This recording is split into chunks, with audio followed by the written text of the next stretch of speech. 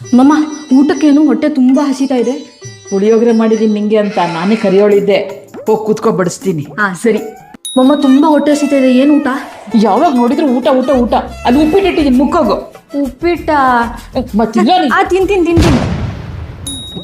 ಅದೇ ಬಾರೆ, ಸ್ವಲ್ಪ ಹೊತ್ತು ಜೊತೆ ಕೂತ್ಕೊಳ್ಳೆ ಮಾತಾಡೋಣ. ಹೌದಮ್ಮ? ಸರಿ. ಮಮ್ಮ ಬನ್ನಿ ಲೂಡೋ ಆಡೋಣ. ಲೂಡೋ ಅಂತೆ? ಲೂಡೋ ಇವಳಿಗೆ ಈಗಷ್ಟೇ ಸಾಕಾಗಿ ಬಂದು ಕೂತ್ಕೊಂಡಿದ್ದೀನಿ. ಲೂಡೋ ಅಂತೆ ಲೂಡೋ. ಸರಿ ಬಿಡಿ, ನಾನೇ ಆಡ್ತೀನಿ. ಬಾರೆ ಅದಿ, ಯಾಕೋ ಬೇಜಾರಾಗ್ತಿದೆ, ಒಂದ್ ರೌಂಡ್ ವಾಕ್ ಮಾಡ್ಕೊಂಡು ಬರೋಣ.